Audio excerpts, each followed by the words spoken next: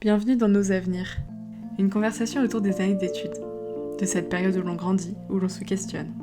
Comment trouver sa voie, trouver sa place dans le monde, que faire des nouvelles responsabilités, comment appréhender l'indépendance, la confrontation avec la solitude, quelle place accorder à l'amitié, à l'amour, à l'engagement dans les valeurs qui nous tiennent à cœur, comment se sentir épanoui à la fois personnellement et scolairement pendant cette période si spéciale. Je m'appelle Mathilde Brunet, j'ai 20 ans. J'ai aujourd'hui envie de faire entendre la voix des gens comme moi, qui traversent ces années à la fois si enrichissantes, mais déstabilisantes et complexes.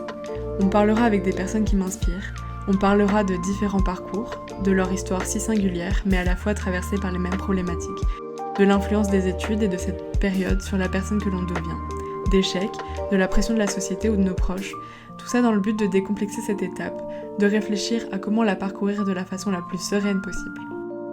On essaiera ensemble de se projeter dans 10 ans, des rêves et des espoirs plein la tête. J'espère que tu te retrouveras dans ces conversations, toi l'adulte en devenir, ou le nostalgique de l'insouciance de la vie étudiante. Bonjour à tous, je vous retrouve aujourd'hui dans le tout premier épisode, accompagnée d'Élise, connue sur l'internet sous le pseudo Élise Maes. Je la suis déjà depuis bien longtemps, et comme quelques personnes sur internet, j'ai un peu le sentiment d'avoir grandi avec et grâce à elle. Elle a notamment réalisé des vidéos sur YouTube il y a quelques années et publié des bandes dessinées où elle racontait son quotidien en prépa littéraire, d'abord sur Tumblr, puis sur Twitter et Instagram. Aujourd'hui, elle se livre un peu plus sur sa vie, toujours à travers ses dessins. Elle a aujourd'hui trouvé sa voie dans l'édition. On a parlé de la période de la prépa, de la compétition, mais surtout de littérature, d'engagement militant, de vivre seule, de comment ses amis lui ont permis de trouver sa voie. On a également abordé la place de la santé mentale et de l'importance de la créativité dans son équilibre. Je suis très heureuse d'avoir réalisé ce premier épisode avec elle et j'espère qu'il vous plaira autant qu'à moi. Est-ce que dans un premier temps tu peux te présenter ? Alors je m'appelle Élise, j'ai 21 ans, je suis en études d'édition cette année et j'habite en région parisienne. Est-ce que tu peux nous donner un peu le parcours que tu as fait jusqu'à là ? J'ai commencé par une hypocagne en région parisienne, j'ai fait ma cagne au même endroit, donc c'est une prépa littéraire où on nous prépare au concours de l'ENS. Voilà, c'est un rythme assez intense et c'est un programme d'études assez élitiste. Donc j'ai passé l'ENS, j'ai eu la SUSA, donc j'étais assez contente, c'est quand t'as une bonne moyenne en gros, mais pas assez pour aller à l'ENS. Et donc moi j'étais contente et puis je suis allée à la fac, là j'ai fait 1 an de lettres. Et j'ai préparé différents concours. J'ai essayé de repasser le CELSA pour aller en communication. Ça n'a pas marché. Et le CELSA, ça n'a pas marché à l'oral. J'ai bien vu que c'était pas pour moi.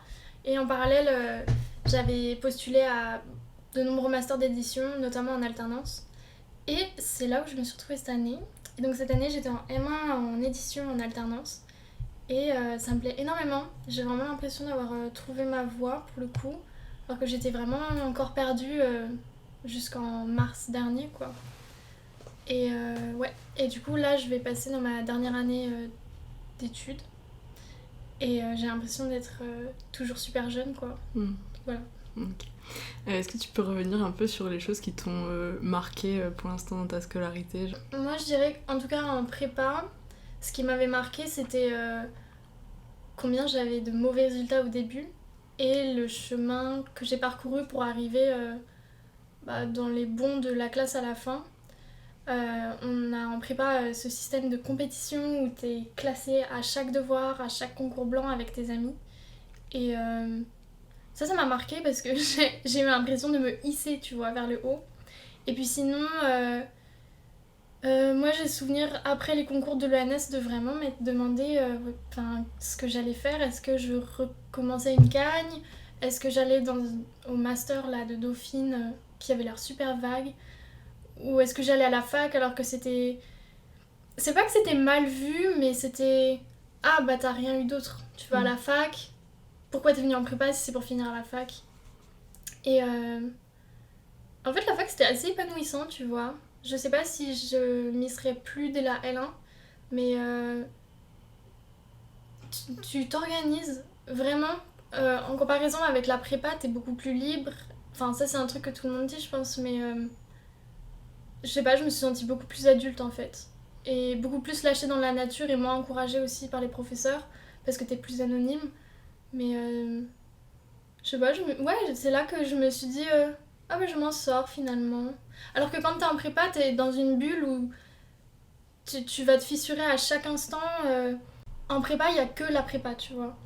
Et il y a que tes résultats. Et moi, je travaillais tous les jours. Et quand je travaillais pas certains jours, je me disais que je faisais pas bien mon job d'étudiante, tu vois. Et ouais, c'est uniquement ce qui te... Enfin, c'est ton centre, tu vois. Tandis qu'à la fac, tu culpabilises moins de voir tes amis. Et d'ailleurs, enfin, tu devrais voir tes amis même si t'es en prépa, même si tu fais un cursus hyper intense. Il faut pas qu'il y ait que ça dans ta vie, quoi. Mhm. Et maintenant, avec le recul, qu'est-ce que ça t'a appris ou qu'est-ce que tu ferais différemment à part ça, justement, prendre un peu plus de temps pour toi? Ouais, exactement. Enfin, en hippocane, je me suis aperçue que ce qui marchait pas, c'était quand je travaillais 24 heures pendant un week-end pour réviser, que je me retrouvais avec un 6 en histoire, alors que j'avais tout appris, tu vois. Mais j'avais pas suffisamment dormi et j'avais pas suffisamment pris du recul par rapport au cours pour évaluer, tu vois, les enjeux, les problématiques, plus que apprendre par cœur une leçon. Et en Cagne, du coup, ce que j'ai fait différemment, c'est que j'ai essayé d'un peu plus dormir et j'étais quand même beaucoup... J'avais plus confiance en moi en Cagne parce que j'avais fini mon hippocagne sur une, tu vois, sur une bonne évolution. Et du coup, j'avais plus confiance en moi, quoi. Et ça m'a permis de me reposer un peu sur mes acquis. Et qu'est-ce que je ferais différemment?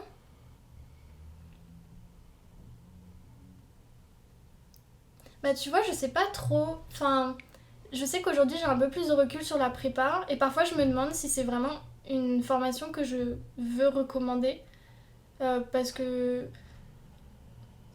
Enfin, en Cagne, moi c'était difficile parce que du coup j'ai eu un trouble anxieux généralisé qui a été diagnostiqué un an après.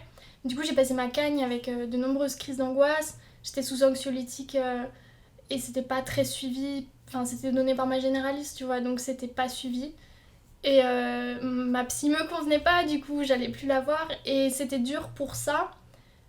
Et du coup, dans ma tête, c'est mélanger les deux, tu vois. Je suis un peu genre, ah, est-ce que c'était une année difficile pour moi à cause de ma santé mentale et de ma vie perso ou c'était cet environnement de la prépa, tu vois, qui t'enferme dans une angoisse aussi, quoi. Mhm. Ouais, c'est vrai, je pense qu'on a tendance à trop séparer la vie scolaire du reste, à croire qu'il n'y a que ta vie scolaire. Et sauf que ça peut pas marcher s'il n'y a pas un équilibre ou si t'es pas bien d'un côté comme de l'autre, quoi. Ouais, je suis d'accord. Et c'est pour ça qu'avoir des ancres, tu vois, en cours, avoir tes amis sur qui tu peux compter ou avec qui tu peux juste parler de combien c'est dur en fait d'être en études sup parfois, ou de la vie en général, tu vois. Mais t'as vraiment ces personnes qui vivent relativement les mêmes choses que toi, et ça aide vraiment à tenir. Et je trouve que cette solidarité, elle n'est pas forcément encouragée en prépa. Enfin, les profs nous invitaient à travailler ensemble, mais comme t'as ce climat de compétition, ça marchait pas trop. Enfin, j'ai souvenir, moi, que ma classe, il n'y avait pas énormément d'entraide. Enfin, c'est un euphémisme, il n'y avait pas... Et c'est pas... Je leur en veux pas, hein, parce que moi, ça va. Mais on aurait pu faire mieux, tu vois. Okay. Et justement, quelle place t'as accordée à l'amitié et quelle place t'accordes maintenant à l'amitié dans ta scolarité, enfin dans ta vie étudiante? En prépa, ça fait du coup des amitiés assez intenses. Je trouve comparé en tout cas à la fac, où c'était plus... on est en cours ensemble et on s'entend bien. En prépa, c'était... Enfin, je veux pas dramatiser la chose, tu vois, mais c'était... on souffre ensemble, tu vois. Une fois, j'ai accompagné une copine à l'école et elle était en retard ou quelque chose et elle est ressortie en pleurant. Enfin, moi aussi, j'ai déjà pleuré pendant des DST. C'est des émotions assez intenses que moi, j'ai pas retrouvées à la fac et j'en suis assez contente. Et du coup, mes amis de prépa, on se soutenait. Il y avait aussi que mon ex, on travaillait beaucoup ensemble aussi, tu vois. C'est sûr que c'était un gros soutien. Et en dehors, donc mes amis qui faisaient pas ces études, je pouvais leur en parler, elles étaient à l'écoute aussi et ça comptait énormément. Même si tu vois, tout le monde a ses études à gérer, c'était mon meilleur soutien, tu vois. Tu devais nous parler par exemple d'un cours qui t'a particulièrement marqué et qui fait ce que tu es aujourd'hui ou que ça soit... Enfin, qui t'a vraiment changé? Pour moi, c'est les cours de lettres. J'avais une prof qui était géniale, absolument fascinante. Et tu sais, c'est ces cours où tu te dis waouh, ça vaut le coup d'être là et d'endurer les cours de géographie ou de latin parce que j'ai ces cours de français qui sont phénoménales. Et enfin, moi j'adore la littérature. Quand j'étais au lycée, je le lisais moins parce que je me sentais plus obligée de lire les lectures cursives du lycée et j'avais beaucoup moins de lectures perso. En prépa aussi, j'avais moins de lectures perso, forcément. Et c'était des cours, mais tout ce que j'aime, tu vois, dans la littérature, genre analyser, interpréter, et c'était aussi l'endroit où ma sensibilité, elle était valorisée. C'était un truc qui était noté dans mes copies, c'était vous avez une grande sensibilité littéraire, tu vois, un truc comme ça, et c'était génial de voir que... Enfin, comment dire, pour moi, dans les lettres, il y a beaucoup de sentiments, il y a beaucoup d'humain, et c'était la matière que je préférais parce que la prof nous poussait toujours à être plus rigoureux, à vraiment décortiquer la langue française pour tout analyser. Et c'était comme, tu vois, un code secret où tu décodes du sens dans le texte. Enfin, je sais qu'il y a des gens qui disent ah, c'est surinterprété, bah, les rideaux sont bleus et c'est tout, tu vois. Et ouais, moi, Balzac, c'est pas forcément mon écrivain préféré, mais... Et c'est des cours que je garde, mais super précieusement, tu vois. Je vais peut-être pas les relire tout de suite, mais ils sont hyper précieux, quoi. Et dans quel sens ça t'aide dans la vie en général ou dans tes relations ou quoi? Ces cours de français, moi, ils m'aident dans la mesure où j'ai appris à être hyper rigoureuse grâce à ça. Et aussi des connaissances que j'ai retrouvées nulle part ailleurs. Je sais pas, je pense à, tu vois, plein de petites anecdotes que ma prof pouvait dire. En Hippocagne, il faut savoir qu'elle était très intimidante et très... Comment? Une fois, j'ai levé la main et elle a dit « Ah non, mais si c'est pour dire des bêtises, il vaut mieux se taire, tu vois. » Et tout de suite, t'es genre saquée, remise à ta place. Et quand on arrive en Cagne, en fait, je suis allée en français spécialité, du coup, enfin en lettres spécialité avec cette prof. Et là, en fait, tu fais partie des choisis, tu vois. Du coup, elle t'aime bien. Et moi, je l'adore, cette prof. Mais elle a une drôle de manière de t'accueillir, du coup. Mais ouais, c'était une prof assez sévère, je pense. Et comme elle enseignait une matière que j'adorais, j'en ai des souvenirs encore marqués. En fait, c'était étudier mon amour de la langue française et de la littérature. En fait, j'ai du mal à cerner, tu vois, pourquoi j'arrive encore à réutiliser ces cours dans mon quotidien. Mais après, c'est peut-être juste que ça t'a profondément touché et que t'as eu des bonnes émotions. Enfin, j'essayais de c'est chercher peut-être dans juste quelque chose qui t'a tenu dans le sens où c'était hyper enrichissant et que ça te donnait envie d'en apprendre toujours plus et de... Ouais, ça doit être ça. Et peut-être de poser un peu ton avis ou de... Et on étudiait avec les textes un peu l'art de la manipulation aussi. Donc ça, c'était assez sympa. C'est des trucs que tu réutilises, je pense, sans trop t'en rendre compte. Enfin, moi, je fais partie des gens qui pensent vraiment que la littérature, c'est pas inutile, forcément. Tu vois, les études de L, c'est... Je sais pas si c'est toujours très stigmatisé. Enfin, il y a plus vraiment de filière aujourd'hui au lycée, mais... À mon époque, il y a 2 ans, quand je suis passée en L, c'était pas un truc qui plaisait à mes parents, même s'ils essayaient de me soutenir dedans, ils se disaient bah ça ferme des portes. Et aujourd'hui, je suis convaincue que bah non seulement j'ai bien fait, tu vois, de suivre cette intuition, et en plus, bah la littérature, elle m'a forgée dans mes études, dans mon métier, quoi. Est-ce que maintenant que t'as bien entamé ta vie étudiante et tout ça, est-ce qu'il y a quelque chose auquel t'étais pas du tout préparée et que t'aurais bien aimé être préparée ou qu'on te dise avant tiens, ça va se passer comme ça? Moi, je dirais aller chez la psy, genre... Qu'est-ce que ça aide d'être soutenu par quelqu'un de stable et professionnel pendant cette période hyper instable. Je crois que ce que j'aurais aimé, tu vois, dire à mon ancien moi ou dire aux gens qui se retrouvent à faire des études sup comme ça, c'est de pas négliger le sommeil et son équilibre en général. Que oui, c'est une grosse partie de ton quotidien, tu vas en cours pendant toute la journée, quoi, mais à la fin de la journée, c'est pas... Y a pas que ça. C'est très bateau, mais quand je me pose, ou même pendant le confinement, j'ai réalisé... Enfin, c'est pas vraiment que j'ai réalisé, mais genre, pendant le confinement, tu t'aperçois que ce qui te manque le plus, c'est quand même tes amis et tes proches. Et je crois que je m'attendais un peu à ces tumultes des études supérieures quand j'étais au lycée. Je me souviens, j'ai fait un post Instagram où je disais ah, si je survis les 2 prochaines années de ma vie, je serais impressionnée avec moi-même. Et ouais, je suis grave impressionnée, tu vois. Je suis grave fière de moi et d'avoir fait ce parcours, d'avoir persisté, tu vois. Après, je suis pas la plus à plaindre, hein, c'est sûr. Quelque chose qui a été plus dur que prévu ou quelque chose que t'avais vraiment idéalisé? Pour moi, la plus grosse surprise, c'était ma santé mentale qui s'est complètement effondrée, tu vois. Du coup, j'allais te demander qu'est-ce que t'as pas aimé, mais est-ce que t'as vraiment quelque chose qui t'a déplu? Bah, tu vois, maintenant que j'y pense, je me dis, mais comment j'ai pu me lever le matin pour aller à 8h à l'école? Aujourd'hui, c'est vraiment un truc qui me paraît hyper insensé. Je comprends pas comment je pouvais me lever si tôt. Mais moi, je crois que le système de compétition m'avait beaucoup déplu en prépa. Et une fois à la fac, les cours que j'ai le plus aimé, c'était les TD parce qu'on était en contact direct, tu vois, avec les profs. Et même dans certains TD, on était quand même 40 ou 60. Bah, t'as quand même l'impression d'être importante en tant qu'étudiante. Du coup, ça m'a pas trop plu. Globalement, la fac, tu vois, c'était assez... pas haussement d'épaule, genre, c'est ok. C'est bon, ma foi. Ok.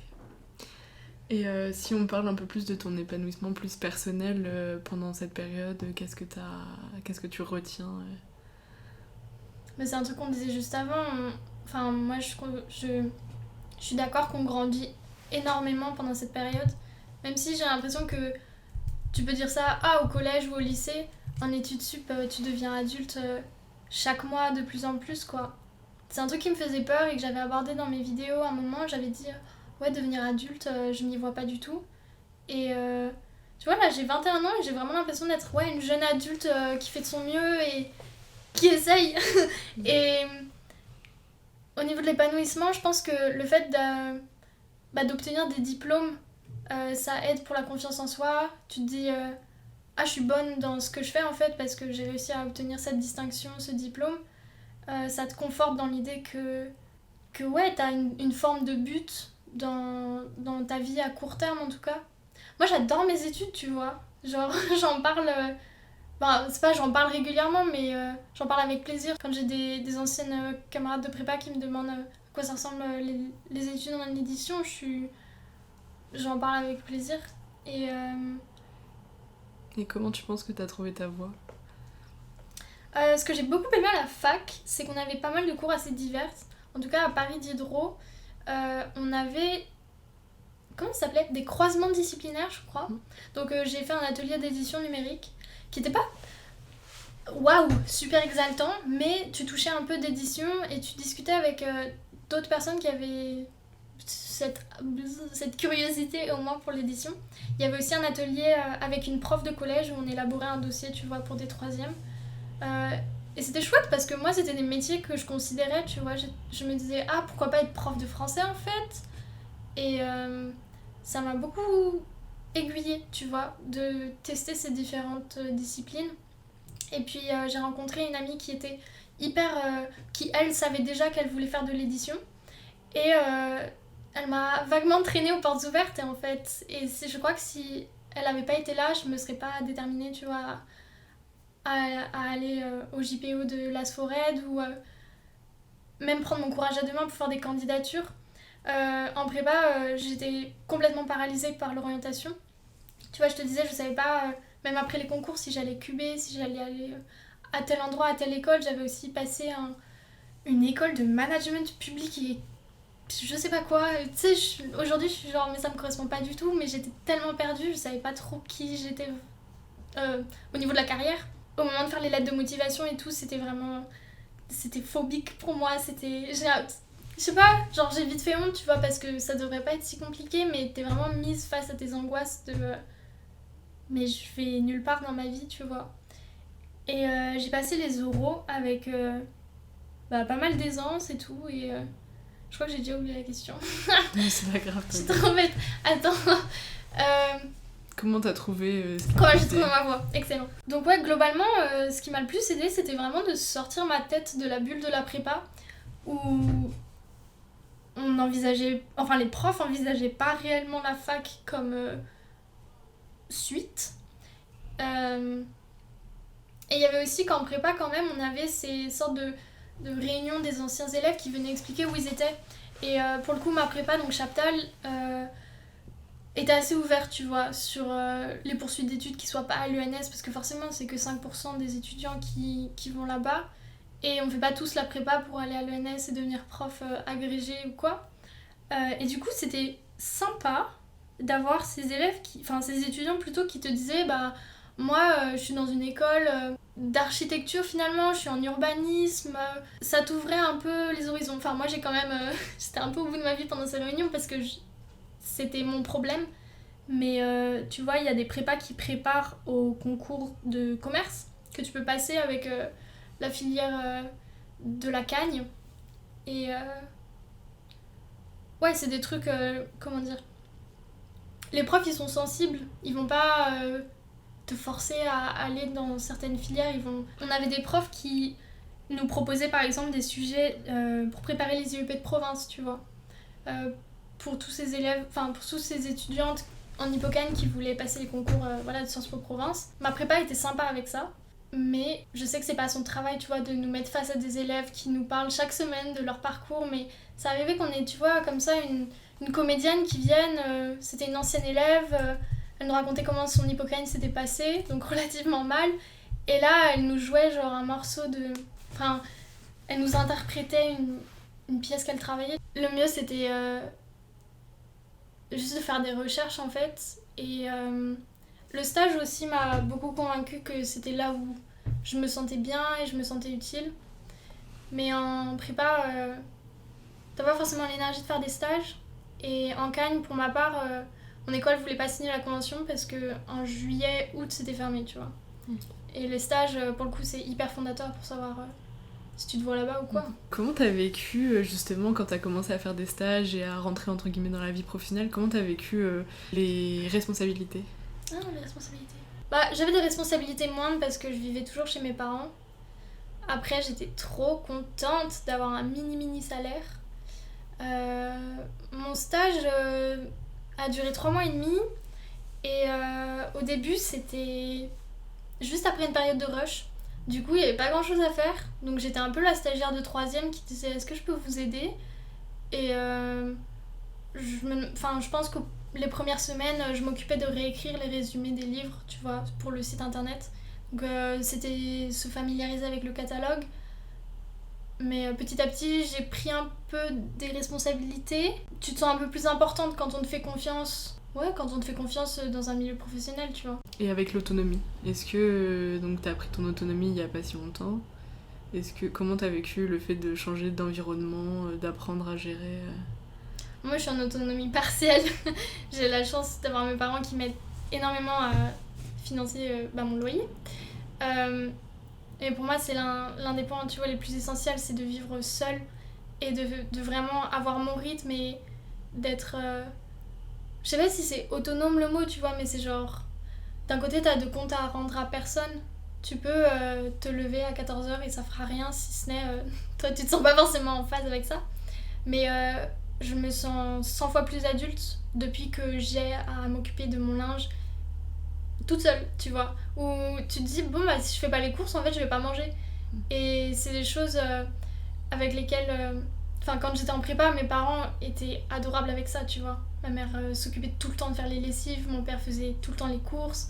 J'avais pas du tout cette charge à prendre. Et maintenant que j'ai légèrement plus de temps, mais aussi j'ai envie de...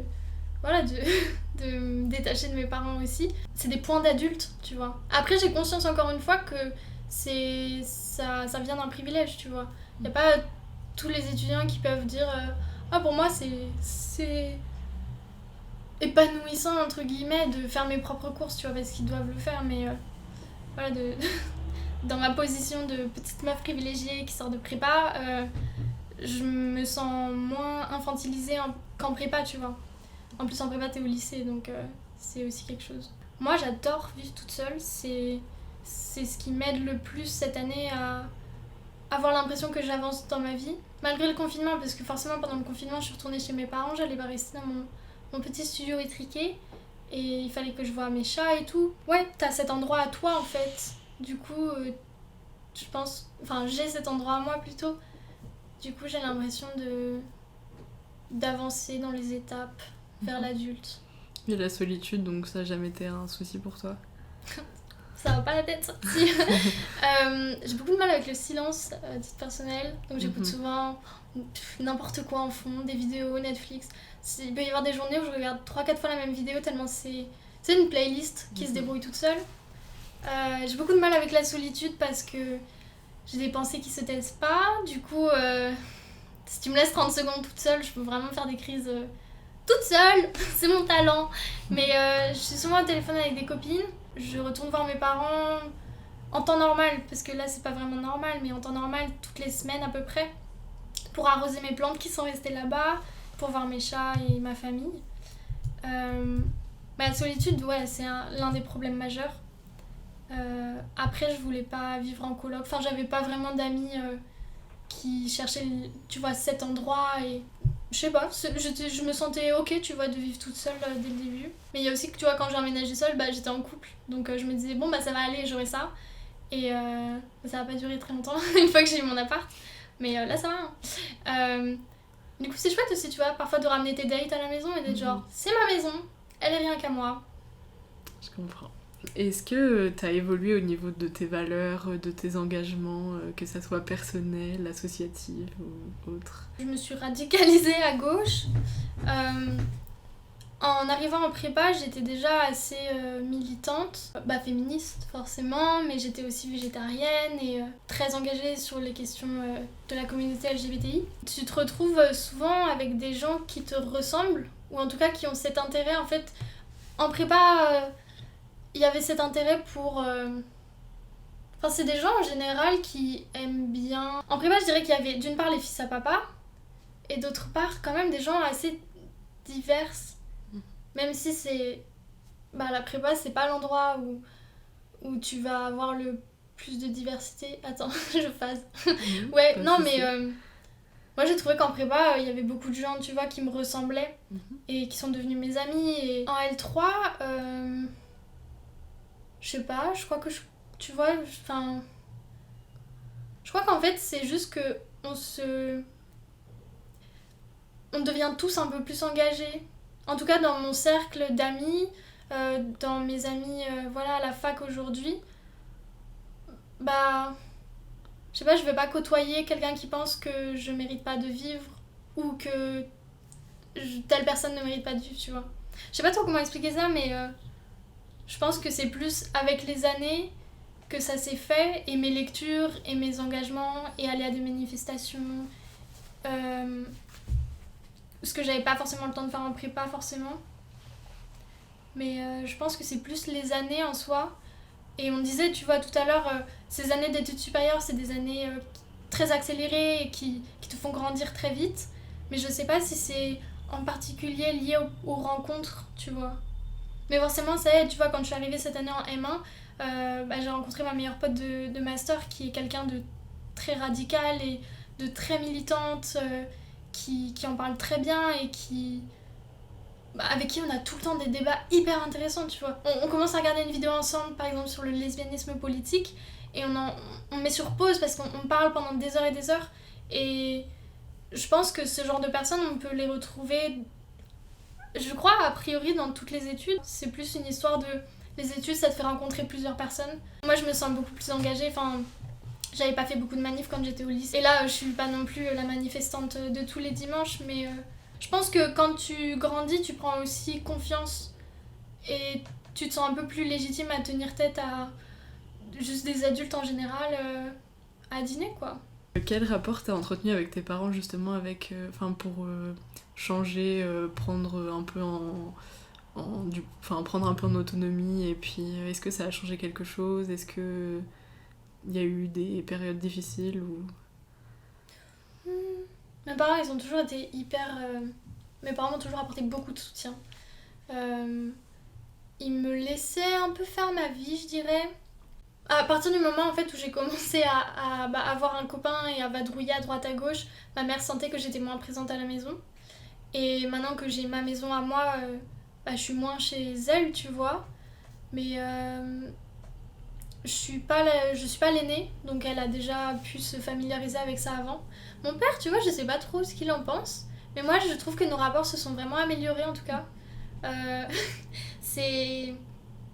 C'est pas que bien sûr que j'aime mes parents. J'ai eu une enfance très, très heureuse et tout. Et le fait de plus être en cohabitation forcée, c'est hyper agréable. Enfin, j'ai vécu ça pendant le confinement où on n'a pas du tout le même rythme et où moi je me sens vite étouffée en fait.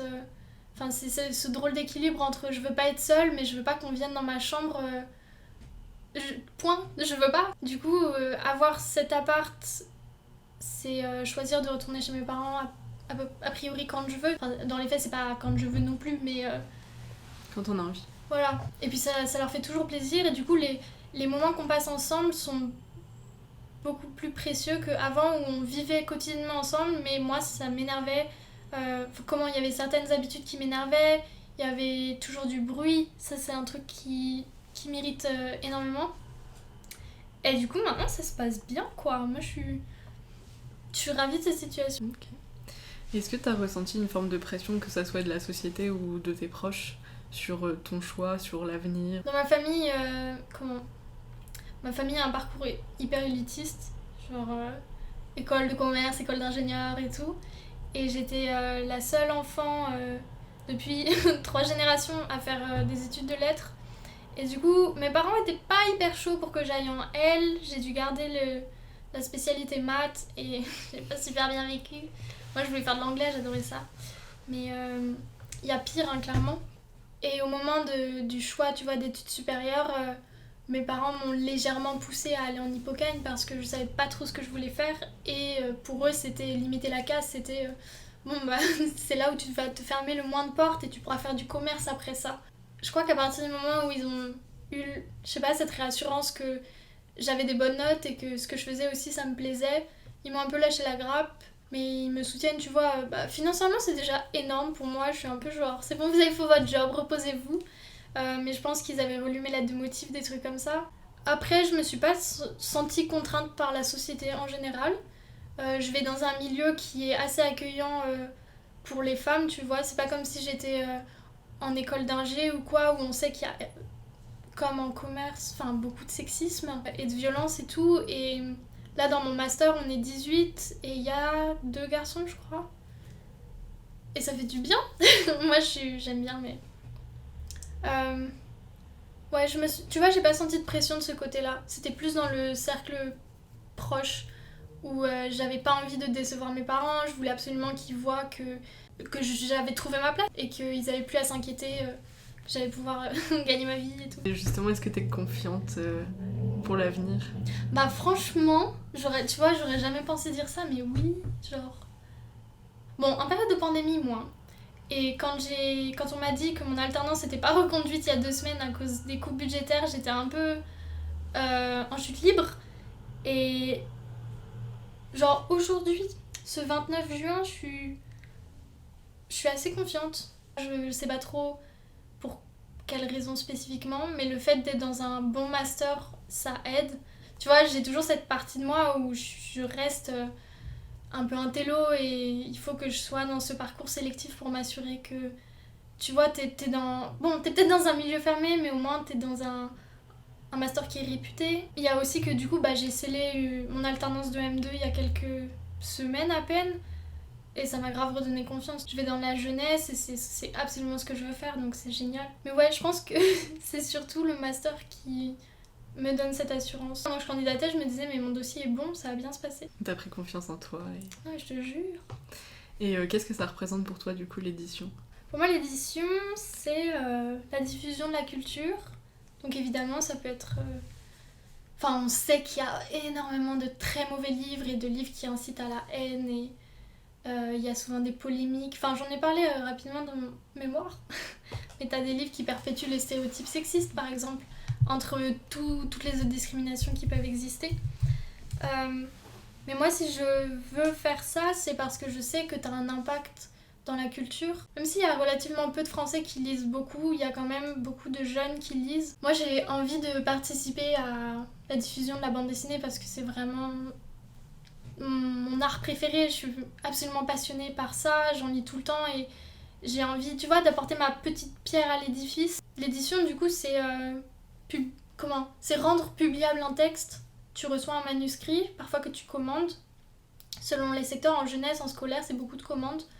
Et toi, tu vas corriger la syntaxe, l'orthographe, et puis faciliter le travail du graphiste, et ensuite intervenir à chaque étape pour vérifier que le projet se mène à bien, quoi. Et ouais, moi, je suis contente de travailler dans le livre, j'ai l'impression que c'est utile. Et c'est en fait, à mon échelle, c'est ce que je peux faire de mieux, j'ai l'impression, comme métier, pour continuer à... pour survivre. Ça limite la casse avec ma conscience, tu vois. Est-ce que tu veux nous parler un peu de ton mémoire, justement ? Franchement, je l'aime trop. J'ai fait un mémoire sur la représentation des femmes dans les manuels scolaires. Alors, j'ai décortiqué 4 manuels de seconde publiés en 2019. En gros, je voulais voir si, dans les années récentes, s'il y avait une amélioration de cette représentation en général. Comment est représenté tel groupe social. Donc moi, je me suis concentrée sur les femmes parce que c'était là où je me sentais le plus à l'aise. Et je me suis dit, c'est tellement une cause, le féminisme dont on entend parler souvent. Ça doit être la meilleure qui puisse exister, tu vois. Si je regardais la représentation des personnes racisées, je me disais, franchement, ça va être déprimant, tu vois. Et en tant que blanche aussi, je me sentais pas hyper à l'aise de faire ça. Et du coup, j'ai analysé un peu les archétypes qu'on retrouvait dans les personnages féminins. Ce qui revenait très souvent, tu vois, c'était... quand il y a une meuf dans le texte, c'est la femme, l'amante, l'amoureuse, la femme aimée, donc le love interest. Ou bien c'est la mère du héros. Et bien sûr, il y avait, tu vois, des perspectives optimistes et tout, mais...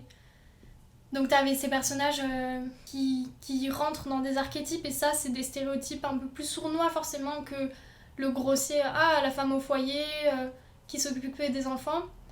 Et d'un autre côté, du coup, donc ça, c'était les personnages, et de l'autre côté, t'as vraiment les autrices qui sont complètement invisibilisées, où t'avais, si je me souviens bien, globalement, parmi les manuels, en tout cas, que j'ai étudiés, t'avais un texte de femme pour 5 textes d'hommes. Et à la fin du manuel, t'as une partie exercice de langue. Donc maintenant, c'est au bac. Il faut... ça doit être comme des questions de grammaire, je pense. Et du coup, parmi tous les exemples qu'il y avait là-bas, t'avais 90% de textes d'hommes. Et quand j'en ai parlé un peu à mes collègues qui sont dans le milieu, qui sont éditrices, elles me disaient, les auteurs qui sont des profs ont recours à l'exemple canonique. Tu vas pas aller chercher une autrice que personne connaît. Et du coup, j'ai découvert qu'il y avait une anthologie qui s'appelle Des femmes en littérature, je crois. C'est une anthologie publiée par les éditions des femmes et Belin. Et je crois qu'il y a un partenariat avec le Salon des Dames, qui est une ONG féministe. Et en fait, c'est une anthologie, tu vois, qui a répertorié pour chaque texte d'homme qui répond au programme, un texte de femme que tu peux mettre à la place. Donc tout mon mémoire tournait autour de la contrainte éditoriale. Enfin plutôt, mon mémoire tournait autour de la conciliation entre les préoccupations féministes et les réalités du terrain, donc les contraintes éditoriales. Parce qu'au fond, tu peux nuancer la responsabilité de l'éditeur en disant « Ah mais il n'y a pas assez de temps en fait ». Et ma conclusion, tu vois, c'était vraiment les manuels ont des représentations sexistes parce que la société est sexiste, ça va pas... Enfin, c'est pas révolutionnaire, tu vois, comme constat. C'est hyper intéressant de travailler sur ça. J'étais assez convaincue, tu vois, du bien fondé de mon sujet, je l'ai justifié en long, en large. J'ai lu pas mal de textes et d'articles de sociologues et c'était passionnant. Et à la fin, j'espère que je vais pas me faire saquer parce que... le sujet du féminisme, ça fait encore débat. C'est-à-dire que, comme dans les manuels, on va dire que la première vague du féminisme est acceptée. Donc, les femmes, c'est bon, vous avez des droits et vous pouvez voter. Et en plus, vous avez accès à l'IVG, que demande le peuple. Et là, on est vraiment dans la 4e phase, le mouvement #MeToo notamment. Et là, c'est vraiment une renégociation du patriarcat et de toutes les violences qu'on a, quoi. Ça s'arrête pas au droit. Et du coup, voilà. Je sais pas si j'aurai une bonne note, mais j'ai fait un truc qui est en phase avec mes valeurs. Et j'étais contente que mon mémoire tourne autour de ça. Et responsable de master me soutenait pas mal, donc c'était agréable. Écoute, une bonne expérience. Ok, très bien. Pour finir, est-ce que tu as peur du moment où tu vas lâcher cette période étudiante? Bah ouais, grave. Mais je pense qu'avec l'alternance, comme t'as déjà un pied à moitié dans le monde du travail, tu te sens moins intimidée par l'idée de waouh, il va falloir que je cherche un premier job. Mais je pense vraiment que ça va être très étrange. Enfin, tu vois, parfois je réalise, je me dis, ah mais j'en ai déjà dans ma dernière année et j'en ai un peu marre des études, tu vois, donc je me dis, bon bah c'est bien. Et d'un autre côté, c'est waouh, je vais vraiment être seule dans la nature. Enfin, pas seule, parce que t'as toujours ta famille. Enfin, moi j'ai ma famille plutôt, mais ouais, c'est hyper intimidant. J'ai pas hâte, tu vois, de cette période où je vais enchaîner les CDD et tout ce qui est instable en fait, c'est forcément. Enfin, à titre personnel, je sais pas, mais c'est hyper inconfortable de pas réussir à te projeter avec certitude. Après, ce qui est relativement pas mal avec l'édition, c'est qu'elle se concentre autour de Paris, donc je sais que j'aurais pas à bouger énormément pour avoir un poste. Mais encore une fois, bah, l'édition, comme beaucoup de secteurs, c'est bouché, donc peut-être falloir attendre un moment avant de trouver vraiment le poste d'éditrice en bande dessinée que je désire. Tu vois. C'est intimidant, mais je crois qu'il y a pas mal de mes amis qui vont se retrouver comme moi, tu vois, à cette période-là, donc ce sera encourageant. Enfin, je crois qu'en fait, la plupart de mes amis vont être diplômées un peu plus tard, parce qu'elles font des longues études ou parce qu'elles se sont réorientées parfois. Ou juste, tu sais, quand tu sors de prépa, tu rentres pas forcément direct en L3, même si t'as QB. Attends, je dis mal. Oui, quand tu sors de prépa et que t'as fait 3 ans de prépa, bah tu recommences en L3 parfois, comme au CELSA. Mais je sais pas, je me sens un peu plus armée qu'il y a 2 ans pour faire face à ça. Enfin, j'aurais que 22 ans, quoi. Ce sera forcément intimidant. Juste pour rebondir sur quelque chose qu'on n'a pas abordé et moi qui m'intéresse, comment t'as utilisé justement tes dessins, la bande dessinée et tout ça pour parcourir cette période? Franchement. Donc moi j'ai toujours un peu dessiné. Je dessinais ce que je faisais en prépa, je le faisais déjà en terminale. Mais en terminale, j'étais pas aussi zinzin. C'est un projet que j'aime bien parce qu'au début c'était vraiment personnel et ça reste très personnel. Et il y a plusieurs camarades de classe, dont une qui a vraiment insisté pour dire il faut que tu publies ça, c'est trop chouette, nous on veut le lire et il y a d'autres personnes que ça intéressera. Et parler du quotidien pas évident en études sup, c'est important. Enfin, je sais pas si c'est important, mais c'est vrai que Enfin, allô. C'est vrai que ça dédramatise la chose. De dire bon bah aujourd'hui ça va pas. Et le lecteur ou la lectrice, elle se dit ah ouais, effectivement, moi aussi, il y a des jours où ça va pas du tout. Et ça se veut très modeste, tu vois, c'est vraiment, ça n'engage que moi. Et j'ai continué un peu en L3. En ayant fait une pause, en fait, j'ai plus réussi à dessiner tous les jours. C'est comme, tu vois, si c'était lié à la prépa. Et du coup, j'ai fait une pause pendant plusieurs mois et après, j'ai repris à la fin de l'année vers les partiels. Et là, c'était chouette. Et puis, du coup, j'ai vraiment repris le dessin quotidien en stage. Après, j'ai recommencé après ma rupture. Juste parce que j'étais de nouveau, tu vois, dans ce besoin d'extérioriser. Mais qui est pas la même chose. Comment faire ses dessins, c'est pas la même chose que tenir un journal intime non plus. Parce que maintenant, je sais que je vais sûrement le publier. Je publie pas tout du tout, tu vois. Enfin, aujourd'hui, je publie plus quotidiennement mes dessins. Mais c'était complètement extérioriser, tu vois, les sentiments et te dire, en vrai, c'est relatable. Genre, il y a d'autres gens, c'est sûr, ils sont passés par là, surtout à cet âge-là. Moi, c'était hyper thérapeutique.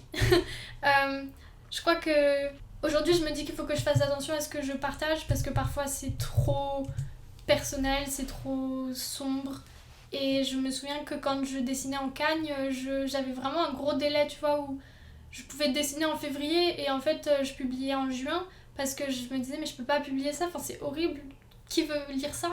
Je me suis décidée parce que je me suis dit que c'était un projet que j'avais commencé et que ce qui était intéressant c'était de voir l'évolution et de voir qu'il y a des jours où ça va mieux, tu vois.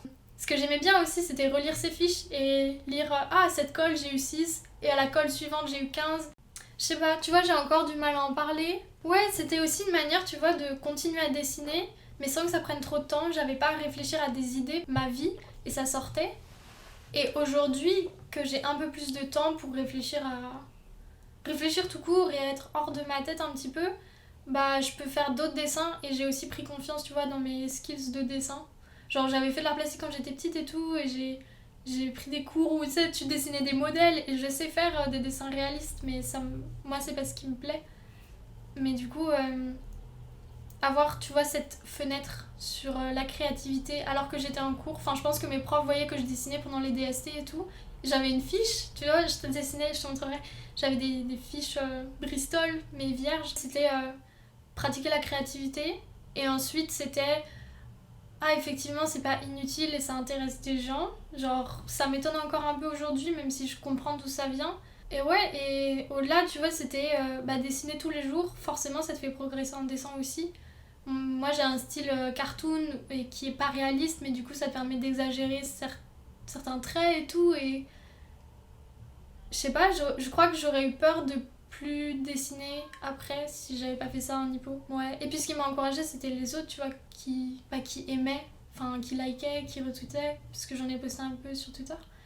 Et qui disaient non, mais ça c'était le pire en fait. Enfin, le meilleur, mais c'était tous les gens qui disaient tes dessins sur le Tumblr m'aident trop.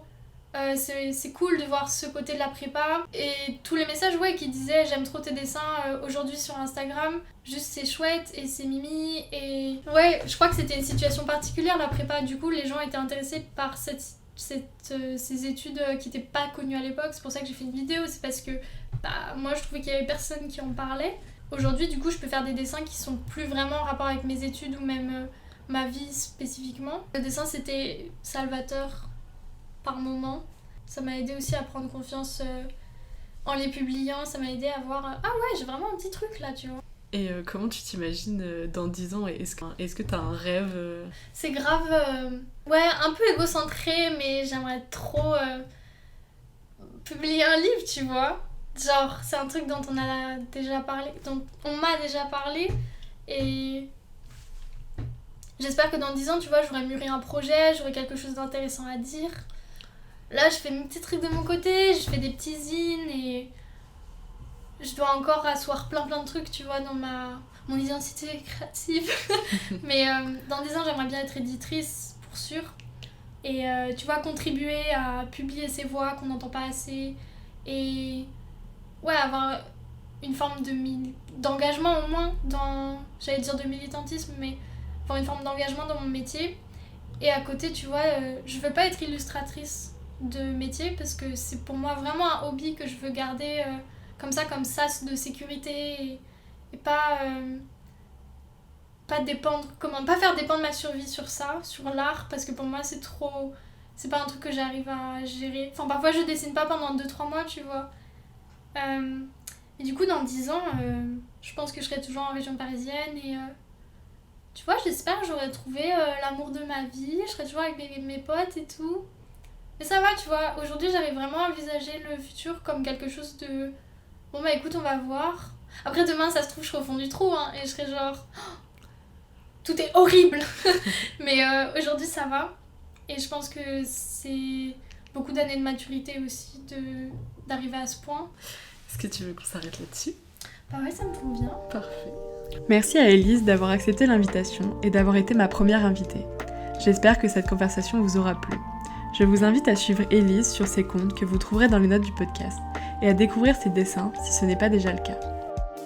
Merci d'avoir partagé cette discussion avec nous et d'avoir été jusqu'au bout. N'hésitez pas à me faire part de vos retours et à me suivre sur Instagram du podcast, Nos Avenirs tout attachés. Si vous souhaitez découvrir la suite, abonnez-vous et à bientôt pour le prochain épisode.